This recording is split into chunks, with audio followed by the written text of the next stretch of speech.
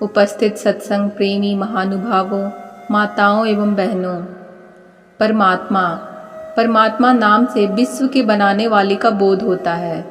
यह विश्व ही उसके होने में प्रमाण है। जिस तरह से घर बना हुआ है और यह घर प्रमाण है उसके होने में, जिसने इस घर को बनाया है। कर्ता के बिना क्रिया नहीं होती। घर अपने से बना है ऐसी बात नहीं है। उसी तरह संसार अपने से बन गया ऐसी बात नहीं है। इसको बनाने वाला अवश्य है। उसी ने उत्पन्न किया इस सारे चराचर जगत को। इस पर लोग सोच सकते हैं कि बिना किसी चीज़ के कैसे कोई चीज़ बन जाएगी, लेकिन ऐसा तो हम लोगों का मन भी करता है। हम लोग स्वप्न देखते हैं, वह स्वप्न का संसार मन बनाता है, वह और किसी चीज़ से नहीं बनाता। वह मन की अपनी सामर्थ्य है, वह अपने आनंद लेता है। तो एक मन जब एक संसार को बना सकता है तो क्या परमात्मा उससे भी गया बीता है? कहने का मतलब है परमात्मा ने संसार को बनाया है और बिना किसी चीज़ के बनाया है। गोस्वामी तुलसीदास जी महाराज ने संसार के रचयिता से कहा है कि तुम्हारी इस विचित्र रचना को देखकर मन में ही संतोष कर रह जाता हूँ। मतलब तुम्हारी यह रचना बड़ी विचित्र है। तो इसमें विचित्रता क्या है? यह संसार जो है मृग तृष्णा के जल से भरा हुआ है। मृग तृष्णा का अर्थ होता है छलावा। मृग जो होता है वह बैसाख जेठ की दोपहरी में धूप की लपलपाहट को जब देखता है तो सोचता है कि पानी है। खास करके रेगिस्तान इलाके में ऐसा होता है। राजस्थान की तरह जहाँ बालू का मैदान है, वहाँ धूप की लपलपाहट को पानी समझकर प्यासा मृग अपनी प्यास बुझाने के लिए उसकी ओर दौड़ता है। पानी तो है ही नहीं तो मिलेगा कैसे? जैसे जैसे वह आगे बढ़ता है वैसे वैसे उसको जल आगे ही दिखाई देता है। नतीजा होता है कि वह दौड़ते दौड़ते मर जाता है। उसी तरह से यह संसार पंच विषय रूपी जल से भरा हुआ है। इसके अंदर रूप, रस, गंध, स्पर्श और शब्द, ये 5 चीज़ें हैं। इन पांचों को हटा दीजिए तो संसार में कुछ भी नहीं बचता है। इन्हीं पांचों के मिलाप को संसार कहते हैं। इन्हीं पांचों में लोग उलझ करके संसार की तरफ दौड़ते हैं।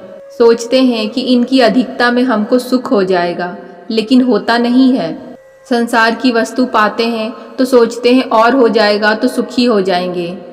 कितना भी हो जाएगा, यहाँ संतुष्टि नहीं होगी। लाभ होता है तो लोभ बढ़ता जाता है, और जैसे जैसे लोभ बढ़ता जाता है दुख भी बढ़ता जाता है। एक कथा है, एक आदमी था, उसका नियम था कि जो कमाता था खर्च कर देता था, बचाकर रखने का उसका नियम नहीं था। लेकिन संयोग से उसको एक दिन 1 पैसा बच गया तो सोचने लगा कि इसका क्या करूँगा, बचाकर रखने का तो नियम नहीं है। लोगों से कहा कि भाई ऐसी बात है कि 1 पैसा बच गया है, क्या करूँ? तो लोगों ने कहा कि जाओ किसी गरीब को दे दो। तो लगा वह गरीब को खोजने। गरीब को खोजते खोजते वह परेशान हो गया, लेकिन कोई गरीब मिला ही नहीं जिससे पूछे कि भाई तुम गरीब हो तो वह कहे कि तुमसे भी गया बीता हूँ क्या। गरीब नहीं मिला तो ख्याल आया कि यदि कोई कठिन बात होती है तो पंडित जी के पास जाते हैं विचार विमर्श करने के लिए, पूछने के लिए। तो जाकर पंडित जी से ही क्यों ना पूछ लूँ। पंडित जी से पूछा कि पंडित जी, खर्च से बचे हुए धन का क्या उपयोग है? तो पंडित जी ने कहा 1.25 रुपये की दक्षिणा लगेगी। उसने कहा कि मेरे पास 1 ही पैसा है, मैं 1.25 रुपये कहाँ से दूंगा? तो पंडित जी ने कहा 1 पैसे के लिए क्या पूछने आए हो, जाओ किसी गरीब को दे दो। उसने कहा पहले भी लोगों ने कहा था, लेकिन गरीब तो मिला ही नहीं। यह बातचीत हो ही रही थी कि तब तक में मालूम हुआ कि हमारे राजा किसी दूसरे राजा पर चढ़ाई करने जा रहे हैं। वह सोचता है कि राजा चढ़ाई करने के लिए कहीं जाते हैं तो उसको लूटेंगे, उसकी जगह जायदाद को अपने कब्जे में करेंगे। ठीक है, मिल गया असली गरीब। अब उसकी समझ में आ गया। वह उस रास्ते पर जाकर बैठ गया जिस रास्ते से राजा जाने वाला था। राजा अपनी फौज के साथ निकला। ज्यों ही राजा की सवारी उसके सामने आई कि पैसा हाथ में लेकर बोला, ले लो ले लो। राजा ने कहा क्या है? उसने कहा कि सवेरे से गरीब को खोजते खोजते परेशान हूँ, भले तुम मिल गए, ले लो। राजा कहता है अरे पागल तो नहीं हो गए हो? वह बोला यह पागल की बात तो नहीं है, मेरा नियम बचाकर रखने का नहीं है। लोगों ने कहा किसी गरीब को दे देना, भले तुम मिल गए।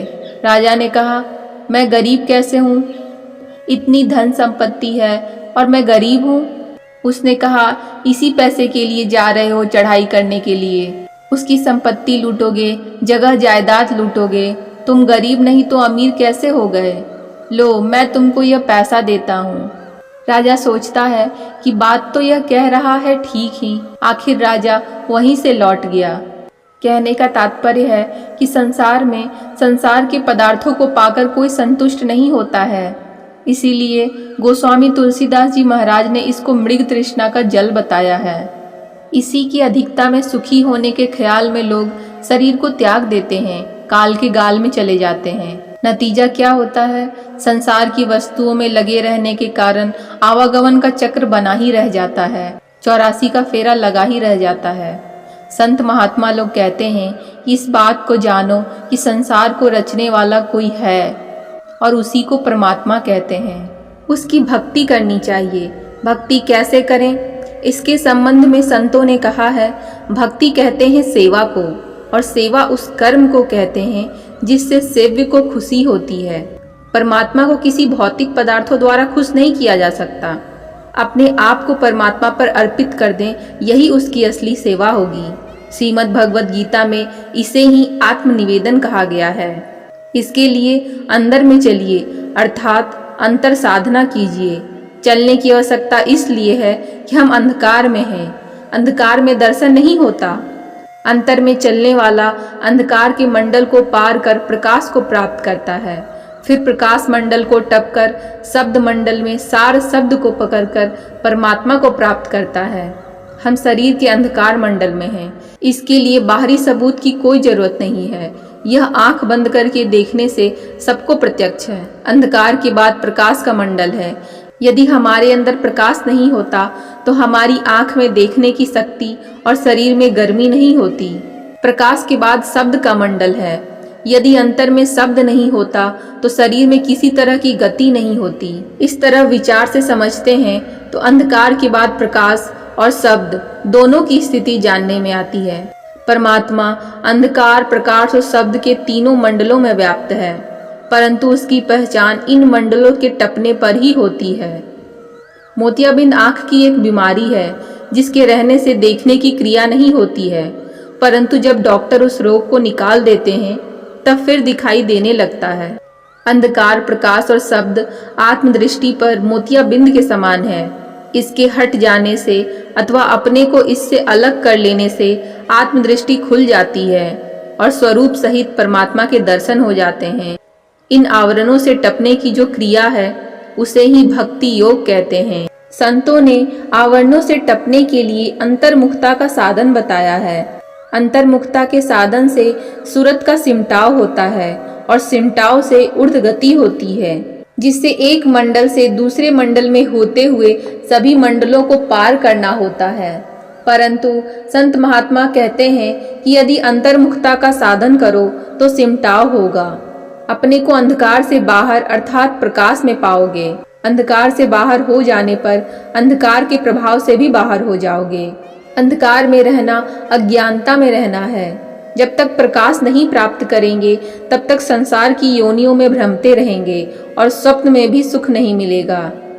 वर्णात्मक नाम का जप करने वाला अपने मन को रोककर स्थूल रूप ध्यान में लगाता है और स्थूल रूप ध्यान में कुशल होने पर सूक्ष्म रूप का ध्यान करने की क्षमता प्राप्त होती है। सूक्ष्म रूप का ध्यानी ही अंतर्नाद की उपासना करते हुए अपने को सार शब्द में लगाता है। सार शब्द के आकर्षण में आकर्षित होकर उसके उद्गम स्थान में जा मिलता है, जहाँ से फिर वापस नहीं लौटना पड़ता। परमात्मा से मिलकर जीव परमात्मा ही हो जाता है। अर्थात मरने पर जो मुक्ति होती है वह मुक्ति नहीं होती। मुक्ति वह है जब जीव ब्रह्मत्व को प्राप्त कर लेता है। जैसे नमक समुद्र में घुलकर एक हो जाता है, उसी प्रकार जब जीव परमात्मा से अन्य नहीं रह जाता तब मुक्ति होती है। यही संतों का उपदेश है। संतों ने भक्ति मार्ग पर चलने के लिए सदाचार का पालन आवश्यक बताया है। सदाचार के पालन में 5 पापों से बचना है। मान लीजिए आपके पास एक बर्तन है जिसमें मट्ठा भरा है। आप दूध चाहते हैं तो आपको चाहिए कि मट्ठे को फेंक कर दूध लेने के लिए बर्तन को खाली कर लें, अन्यथा दूध लेने का विचार छोड़ दें। एक बार गुरु महाराज ने कहा था, आकाश को देखना चाहो और टीकी को बांध दो खूंटे में तो कैसे देखोगे। अर्थात जो पाप कर्मों से निवृत्त नहीं हुआ है, जिसकी इंद्रियां शांत नहीं है और जिसका चित्त अशांत है, वह इसे आत्मज्ञान द्वारा प्राप्त नहीं कर सकता। इसलिए संत महात्मा कहते हैं कि सदाचार पालन से अपने को पवित्र बनाओ। बस आज के लिए इतना ही।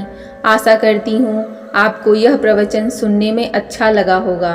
प्रवचन अच्छा लगा हो तो कमेंट में जय गुरु महाराज जरूर लिखिएगा। मिलते हैं ऐसे ही और वीडियोज़ में। तब तक के लिए धन्यवाद। जय गुरु।